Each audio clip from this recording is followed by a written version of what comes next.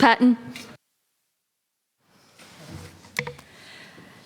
Thank you, Deputy President, and I don't plan to speak for long because I hopefully will be chairing this inquiry, and I think it is a very important inquiry, and I thank Ms Crozier for bringing this inquiry to. I thank Ms Crozier for bringing this inquiry to the Legal and Social Issues Committee. It will be a quick inquiry, and the Legal and Social Issues Committee knows how to do that. We've done it with I Cook Foods. We have been able to turn this round.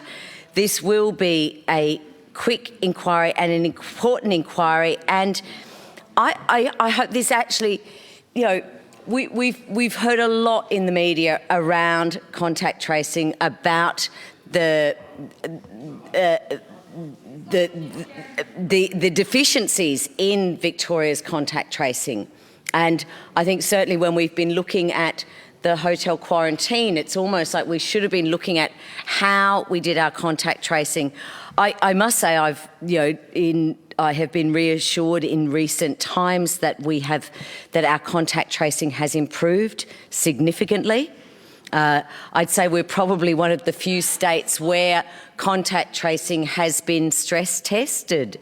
You know, we have been contact tracing at a very different level to any other jurisdiction in Australia, and probably in the world, because in most jurisdictions, contact tracing is out the window. You can't contact trace in the UK. You can't contact trace in most countries in Europe. It's beyond that now. But what this inquiry will bring is that confidence and that assurance that we are on top of our game, that we do know that we do have it in hand, that we can feel confident that Victoria can open up and stay open, because contact tracing will be the absolute key to that.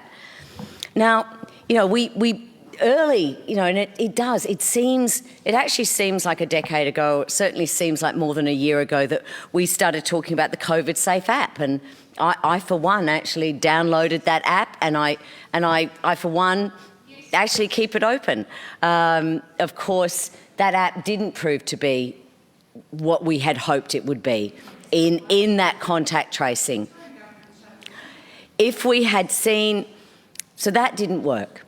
That doesn't mean that other apps might not work, and that going forward, because COVID is going to be with us for quite some time, and we want to be as open as possible and as safe as possible. But we want our businesses to feel comfortable opening up. We want our community to feel comfortable going out. And certainly when I speak to my friends and colleagues in other countries, in the US and in Europe, you know, many of them are frightened to go out. So even though they're open, people aren't actually going out, and we want people to be shopping, we want people to be supporting our local businesses. And I think if this inquiry does one thing that ensures that we have the best contact tracing in Australia, probably in the world, but certainly in Australia, and that this inquiry provides the confidence to our community and the trust of our community that we can do this, that we can do this safely, that we aren't going to find a third wave, that we aren't. And I know, and as Minister Pulford said, I mean, it sends a shiver down your spine to even think that we might enter into a third.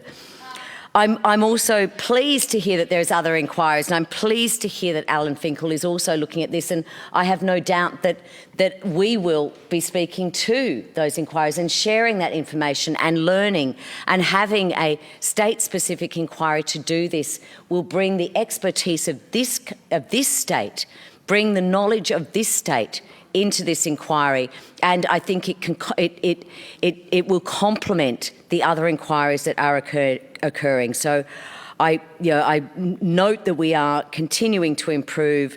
I hope that this inquiry looks forward and does provide the confidence and assurance that our community needs right now, that we can live with COVID.